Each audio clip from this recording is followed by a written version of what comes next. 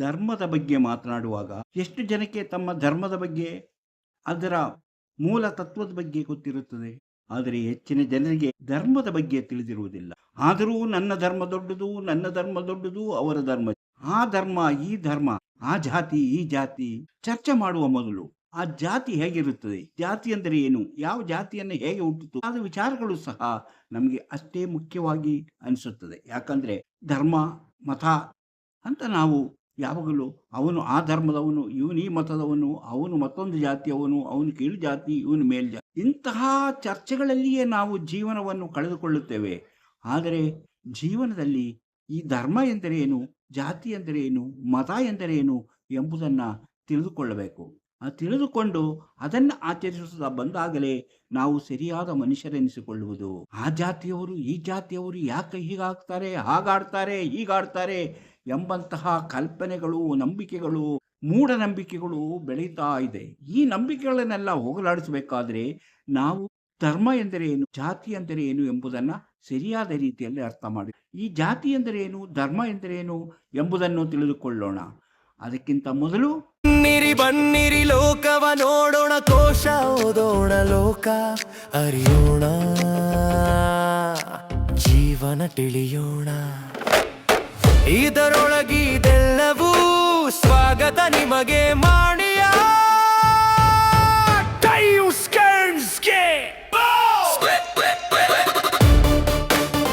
ಎಲ್ಲರಿಗೂ ನಮಸ್ಕಾರ. ಮಾಣಿಯ times YouTube ಚಾನಲ್ಗೆ ನಿಮಗೆಲ್ಲರಿಗೂ ಸ್ವಾಗತ. ನಾನು ಆಗಲೇ ಹೇಳಿದೆ, ನಾವು ಧರ್ಮದ ಬಗ್ಗೆ ತಿಳ್ಕೊಳ್ಳೋಣ. ಧರ್ಮ ಎಂದರೆ ಯಾವ ಧರ್ಮ, ಯಾವ ರೀತಿ ಧರ್ಮಗಳು, ಎಂತಹ ಧರ್ಮಗಳು ಎಂಬುದನ್ನು ತಿಳಿದುಕೊಳ್ಳೋಣ. ಈ ಧರ್ಮ ಎಂದರೆ ಏನು ಎಂಬುದೇ ನಮಗೆ ಸರಿಯಾಗಿ ಗೊತ್ತಿಲ್ಲದ ಮೇಲೆ ನಾವು ಧರ್ಮಕ್ಕಾಗಿ ಅಥವಾ ಜಾತೀಯತೆಗಾಗಿ ಯಾಕೆ ಹೊಡೆದಾಡಬೇಕು, ಯಾಕೆ ಬಡಿದಾಡಬೇಕು, ಅದರಿಂದ ಏನೋ ಅರ್ಥ ಇದೆಯೇ ಎಂಬುದನ್ನು ತಿಳ್ಕೊಳ್ಳೋಣ. ಅಂದರೆ ಧರ್ಮ ಎಂದರೆ ಒಂದು ನಂಬಿಕೆ. ಧರ್ಮ ಎಂಬುದು ಒಂದು ನಂಬಿಕೆ. ಅದರ ಮೌಲ್ಯ ಮತ್ತು ಆಚರಣೆ ಬಹಳ ಮುಖ್ಯವಾದದ್ದು. ಅದರ ಮೌಲ್ಯ ಮತ್ತು ಆಚರಣೆ, ತ್ಯಾಗ, ಅದರಲ್ಲಿರುವ ದೈವಿಕ ಕಲ್ಪನೆ, ಕೊನೆಯ ಸ್ಥಿತಿ, ಮನುಷ್ಯನ ಹುಟ್ಟಿನಿಂದ ಕೊನೆಯಾಗುವಂತಹ ಅಲ್ಟಿಮೇಟ್ ಏನಾಗುತ್ತೆ ಎಂಬ ಒಂದು ನಂಬಿಕೆ ಇದೆಯಲ್ಲ, ಅದೇ ಧರ್ಮ. ಅಷ್ಟಕ್ಕೆ ಒಂದು ಧರ್ಮ ಆಗ್ಬಿಡುತ್ತಾ? ಒಂದು ಧರ್ಮ ಆಗೋದಿಲ್ಲ. ಅದಕ್ಕೆ ಇನ್ನಷ್ಟು ವಿಚಾರಗಳಿದೆ. ಆ ವಿಚಾರಗಳನ್ನು ನಾವು ತಿಳ್ಕೋಬೇಕಾಗುತ್ತೆ. ಅಂದರೆ ಈ ಧರ್ಮ ಅನ್ನೋತ್ತಿಗೆ, ಈ ನಂಬಿಕೆ ಅನ್ನೋತ್ತಿಗೆ ಮತ್ತೆ ಕೆಲವು ಪ್ರಶ್ನೆಗಳು ಎದ್ದೇಳುತ್ತೆ. ಆ ಪ್ರಶ್ನೆಗಳಿಗೂ ನಾವು ಉತ್ತರ ಕಂಡುಕೊಳ್ಳಬೇಕಾಗುತ್ತೆ. ಆ ಪ್ರಶ್ನೆಗಳು ಯಾವುದು ಎಂಬುದನ್ನು ನೋಡೋಣ.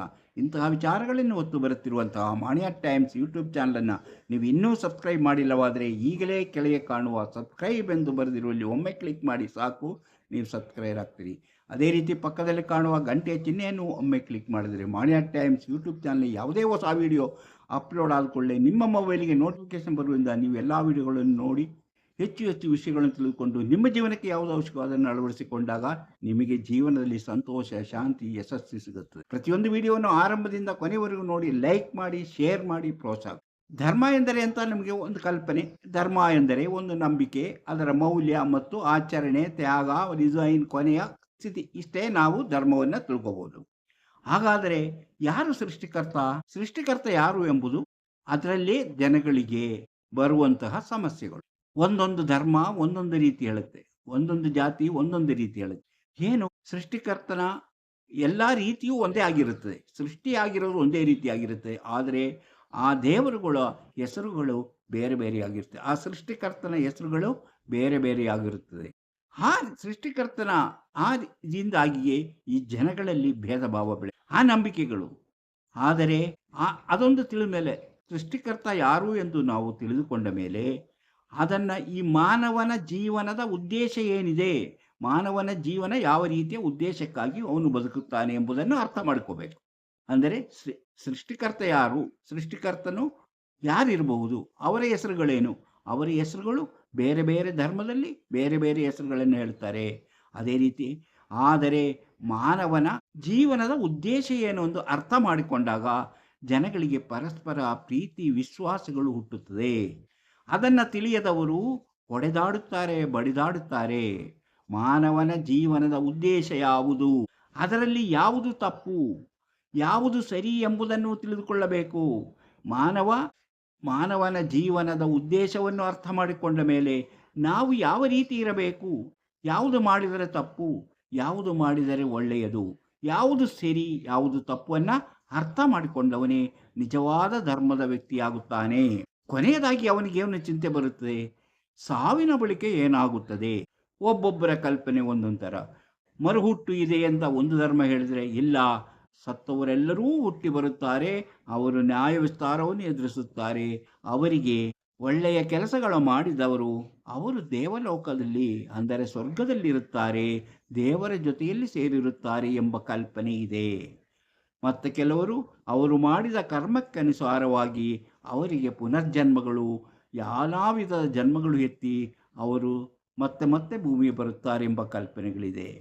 ಅದಕ್ಕಾಗಿ ಇಂತಹ ಒಂದು ತಮ್ಮ ಮೋಕ್ಷ ಪ್ರಾಪ್ತಿಗಾಗಿ ಅಥವಾ ಸುಖವಾದ ಜೀವನಕ್ಕಾಗಿ ಅಂತಹ ವ್ಯಕ್ತಿಗಳು ಏನು ಮಾಡ್ತಾರೆ? ಪ್ರತಿಯನ್ನು ತಿಳಿದವರು ಒಳ್ಳೆಯ ಕೆಲಸಗಳನ್ನು, ಎಲ್ಲರನ್ನೂ ಪ್ರೀತಿ ವಿಶ್ವಾಸದಿಂದ ಕಾಣುತ್ತಾರೆ. ಅವನ ಆ ಧರ್ಮ, ಇವನು ಈ ಧರ್ಮ, ಅವನು ಆ ಜಾತಿ, ಇವನು ಈ ಜಾತಿ ಎಂಬುದನ್ನು ಯಾರೂ ನೋಡುವುದಿಲ್ಲ, ಯಾವುದನ್ನೂ ಗಮನಿಸುವುದಿಲ್ಲ. ಎಲ್ಲರೂ ಮಾನವರು, ಎಲ್ಲರೂ ಮಾನವರಾಗಿ ಬದುಕಬೇಕು. ಯಾಕಂದರೆ ನನಗೆ ಮೋಕ್ಷ ಪ್ರಾಪ್ತಿಯಾಗಬೇಕು ಅಂದರೆ ನಾನು ಎಲ್ಲ ಪಾಪಗಳನ್ನು ಮಾಡಿ ಮತ್ತೆ ಮತ್ತೆ ಪುನರ್ಜನ್ಮ ಎತ್ತುವುದಕ್ಕಿಂತಲೂ ನಾನು ಮುಕ್ತಿಯನ್ನು ಪಡೆದು ದೇವರ ಜೊತೆ ನಾವು ಇರಬೇಕು, ಸ್ವರ್ಗದಲ್ಲಿರಬೇಕು. ಅದೇ ಮುಕ್ತಿಯನ್ನು ಪಡೆದವನ ಸ್ಥಿತಿ. ಅಂದರೆ ನಾವು ವೈಕುಂಠಕ್ಕೆ ಏರಿ ಹೋಗ್ತೇವೆ, ವೈಕುಂಠದಲ್ಲಿ ಇರ್ತೇವೆ ಎಂಬ ನಂಬಿಕೆ ಇದೆಯಲ್ಲ, ಅಂಥ ವ್ಯಕ್ತಿಗಳು ಯಾರೊಂದಿಗೂ ಜಗಳ ಮಾಡುವುದಿಲ್ಲ, ಯಾರನ್ನು ಕೀಳಾಗಿ ಕಾಣುವುದಿಲ್ಲ, ಯಾರಿಗೂ ನೋವಾಗುವಂತೆ ವ್ಯವಹರಿಸುವುದಿಲ್ಲ. ಆದರೆ ನಾನು ಹುಟ್ಟಿದರೆ ನಾನು ಹೊಡೆದಾಡಲು, ಬಡಿದಾಡಲು, ಬೇರೆ ಜಾತಿ ಅಥವಾ ಧರ್ಮದವರನ್ನು ಹೀಯಾಳಿಸುವುದೇ, ಅವರನ್ನು ನೋವುಪಡಿಸುವುದೇ ನನ್ನ ಕೆಲಸ ಎಂದು ತಿಳಿದವರು ಅವರಿಗೆಂದೂ ಮೋಕ್ಷ ಪ್ರಾಪ್ತಿಯನ್ನು ಪಡೆಯುವುದಿಲ್ಲ. ಅವರು ಮರುಹುಟ್ಟು ಮತ್ತೆ ಮತ್ತೆ ಪುನರ್ಜನ್ಮವನ್ನು ಪಡೆದು ನಾನಾ ವಿಧದ ಕಷ್ಟ ನಷ್ಟಗಳನ್ನು ಅನುಭವಿಸಬೇಕಾಗುತ್ತದೆ ಎಂಬುದು ಈ ಧರ್ಮದಲ್ಲಿ ನಾವು ತಿಳಿದುಕೊಳ್ಳಬೇಕಾದ ವಿಚಾರ.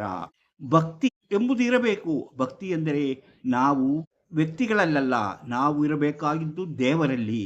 ದೇವರು, ನಮ್ಮ ಕಲ್ಪನೆಯ ದೇವರು ಯಾರಿದ್ದಾರೋ ಆ ದೇವರಲ್ಲಿ ನಾವು ಭಕ್ತಿಯನ್ನು ತೋರಬೇಕು.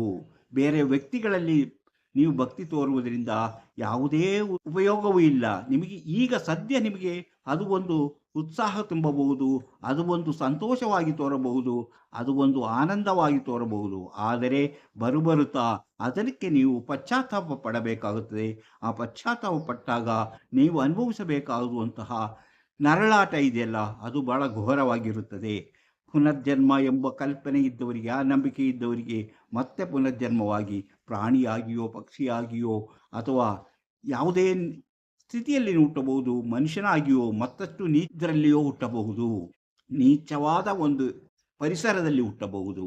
ಆದುದರಿಂದ ಯಾರು ದೇವರನ್ನು ಮೇಲೆ ನಂಬಿಕೆ ಇಟ್ಟಿರುತ್ತಾರೋ ಆ ದೇವರ ಮೇಲೆ ನಂಬಿಕೆ ಇಟ್ಟವರು ಅವರು ಯಾರು ಸಹ ಬೇರೆಯವರಿಗೆ ನೋವುಂಟು ಮಾಡುವಂತಹ ಕೆಲಸಗಳನ್ನು ಮಾಡುವುದಿಲ್ಲ. ದೇವರನ್ನು ನಂಬುವವರು ಯಾರೂ ಬೇರೆ ಕೆಲಸಗಳನ್ನು ಮಾಡುವುದಿಲ್ಲ, ಧರ್ಮಕ್ಕಾಗಿ ಹೊಡೆದಾಡುವುದಿಲ್ಲ. ಶಾಂತಿ ಸಮಾಧಾನದಿಂದ ಅವರು ತಮ್ಮ ಕೆಲಸಗಳನ್ನು ಮಾಡುತ್ತಾರೆ, ಜನರನ್ನು ತಮ್ಮತ್ತ ಸೆಳೆಯುತ್ತಾರೆ, ಜನರಲ್ಲಿ ನಂಬಿಕೆಯನ್ನು ಬಿತ್ತುತ್ತಾರೆ, ಜನರಲ್ಲಿ ಒಳ್ಳೆಯ ಭಾವನೆಗಳನ್ನು ಬಿತ್ತುತ್ತಾರೆ, ನಮ್ಮ ಧರ್ಮ ಒಳ್ಳೆಯದೆಂಬ ಒಂದು ಕಲ್ಪನೆ ಮೂಡುವಂತೆ ಮಾಡುತ್ತಾರೆ. ಯಾವುದೇ ವ್ಯಕ್ತಿಗೆ ಉತ್ತಮವಾದಂತಹ ಒಂದು ಪರಿಸರದಲ್ಲಿ ಅವನಿರುವಂತಹ ಬದುಕುವಂತಹ ಒಂದು ವ್ಯವಸ್ಥೆ ಇದ್ದರೆ ಅವನು ಬೇರೆ ಕಡೆಗೆ ಹೋಗುವುದಿಲ್ಲ. ಅದನ್ನು ನಂಬಿಕೆ ಇಡಬೇಕು. ಯಾಕಂದರೆ ಬೇರೆ ಜಾತಿ ಧರ್ಮಕ್ಕೆ ಅವನು ಮತಾಂತರ ಹೊಂದಬೇಕಾದರೆ ಅವನ ಸ್ಥಿತಿಗತಿಗಳು ಇಲ್ಲಿ ಉತ್ತಮವಾಗಿಲ್ಲ ಎಂಬುದು ಅರ್ಥ. ಅಂಥವರಿಗೆ ಉತ್ತಮವಾದ ಒಂದು ಪರಿಸರವನ್ನು ನಿರ್ಮಿಸಿಕೊಟ್ಟಾಗ ಆ ವ್ಯಕ್ತಿಗಳು ತನ್ನ ಧರ್ಮದಲ್ಲೇ ಉಳಿಕೊಂಡು ತಾನು ಅದೇ ಧರ್ಮದಲ್ಲೇ ಮುಂದುವರಿಯುತ್ತಾನೆ. ಅದು ಬಿಟ್ಟು ಯಾವನೋ ಬಂದು ಯಾರೋ ಹೇಳಿದ್ರು ಹಾಗೆ ಹೀಗೆ ಅಂತ ಹೇಳಿದರೆ ಅಂತಹ ನಂಬಿಕೆ ಇರುವಂತಹ, ಅವನು ಉತ್ತಮವಾದ ನಂಬಿಕೆ ಇರುವಂತಹ ವ್ಯಕ್ತಿಗಳು ಯಾರೂ ಮತಾಂತರವಾಗುವುದಿಲ್ಲ.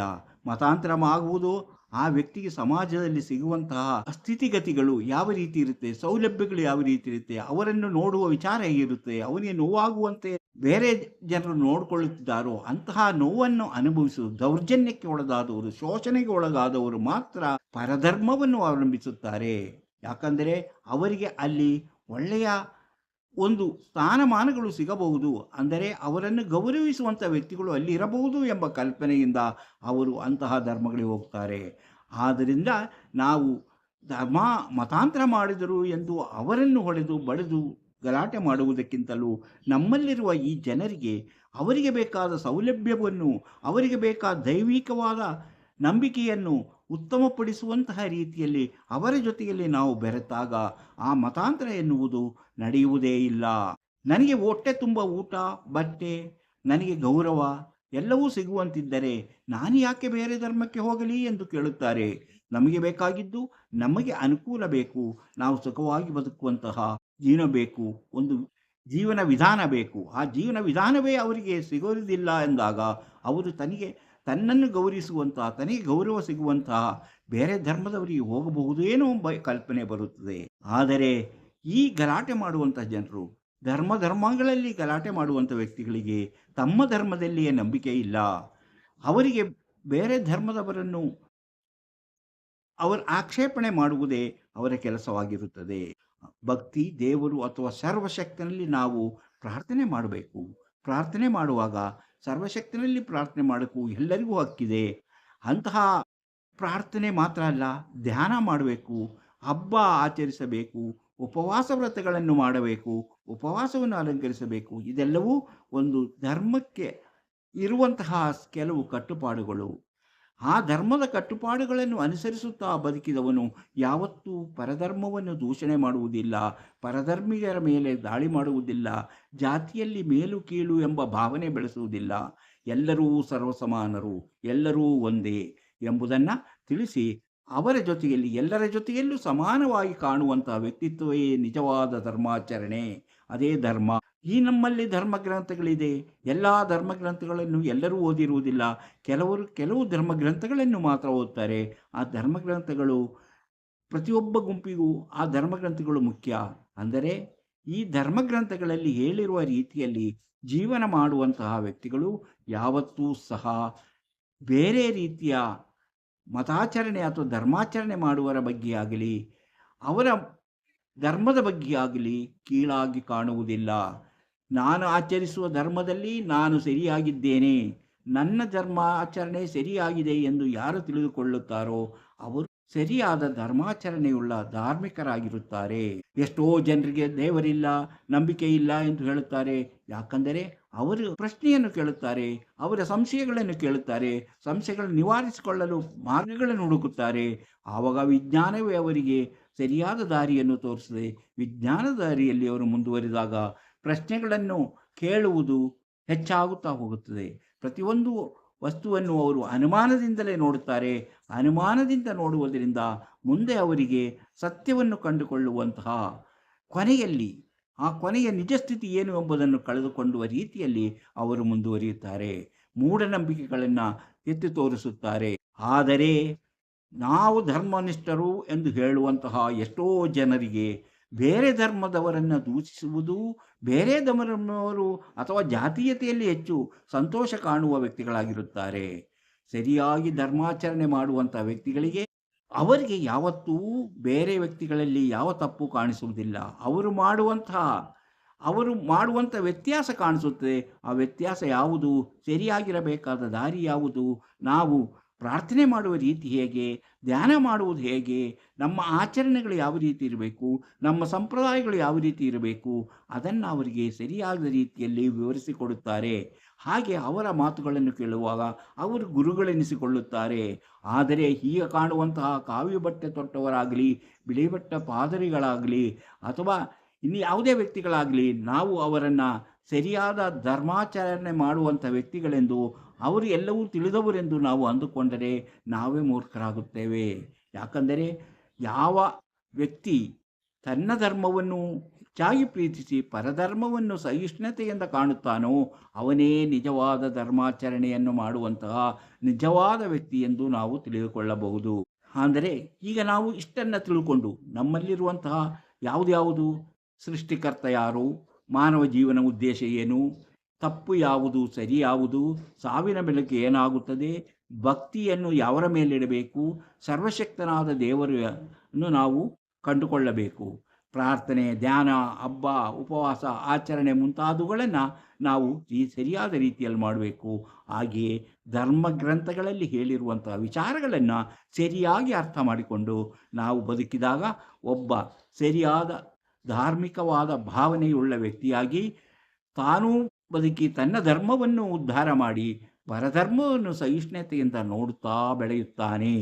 ಹಾಗಾದರೆ ಜೀವನದ ಉದ್ದೇಶ ಏನು ಎಂದು ನಾವು ಕೇಳಿದಾಗ ಅರ್ಥ ಇರಬೇಕು. ನಮ್ಮ ಜೀವನಕ್ಕೆ ಒಂದು ಅರ್ಥ ಇರಬೇಕು, ಉದ್ದೇಶವೂ ಇರಬೇಕು. ಅದೇ ಜೀವನ. ಅರ್ಥವ ಮತ್ತು ಉದ್ದೇಶವನ್ನೇ ಜೀವನವಾಗಿರುತ್ತೆ. ಹಾಗಾದರೆ ಅದನ್ನು ಹಾಗೆ ನಾವು ಬದುಕಬೇಕಾದ್ರೆ ಏನು ಬೇಕು? ನೀತಿ ಮತ್ತು ನ್ಯಾಯದ ಜೀವನಕ್ಕೆ ಒಳ್ಳೆಯ ನಡವಳಿಕೆ ಅವಶ್ಯಕವಾಗಿದೆ. ನೀತಿ ಮತ್ತು ನ್ಯಾಯದ ಜೀವನಕ್ಕೆ ಉತ್ತಮವಾದ ನಡವಳಿಕೆಯ ನಮಗೆ ಅವಶ್ಯಕವಾಗಿದೆ. ಆತ್ಮ ಎಂಬುದು ನಮ್ಮ ಒಂದು ಕಲ್ಪನೆ. ಅದೇ ರೀತಿ ಆಧ್ಯಾತ್ಮಿಕತೆ ಮತ್ತು ಭರವಸೆ ನಮ್ಮಲ್ಲಿದ್ದಾಗ ಮಾತ್ರ ನಾವು ಸರಿಯಾದ ರೀತಿಯ ಅದಕ್ಕೆ ನಾವು ಧರ್ಮಗ್ರಂಥಗಳನ್ನು ಓದಿ ತಿಳಿದುಕೊಂಡಾಗ ನಮಗೆ ಆಧ್ಯಾತ್ಮಿಕತೆ ಬರುತ್ತದೆ. ಅದರ ಮತ್ತು ಆ ಭರವಸೆಯಲ್ಲೇ ನಾವು ಜೀವನ ಮಾಡಿದಾಗ ನಾವು ಧರ್ಮ ಎಂದರೇನು ಎಂಬ ಒಂದು ಮೌಲ್ಯಯುತವಾದ ವಿಷಯವನ್ನು ಅರ್ಥ ಮಾಡಿಕೊಂಡಾಗುತ್ತದೆ. ಹಾಗೆ ಅದನ್ನು ಅರ್ಥ ಮಾಡಿಕೊಳ್ಳದಿದ್ದರೆ ನಾವು ಜೀವನದಲ್ಲಿ ಧರ್ಮ ಎಂದರೇನು ತಿಳಿಯದೆ ಬರೀ ಬೇರೆ ಧರ್ಮಗಳನ್ನು ಅಥವಾ ಬೇರೆ ಮತಗಳನ್ನು ದ್ವೇಷಿಸುವುದೇ ನಮ್ಮ ಜೀವನವಾಗುತ್ತದೆ. ಅವರ ಆಚರಣೆ ವಿಚಾರಗಳನ್ನು ನಾವು ಕೀಳಾಗಿ ಕಾಣುವುದು ದೊಡ್ಡ ತಪ್ಪಾಗುತ್ತದೆ.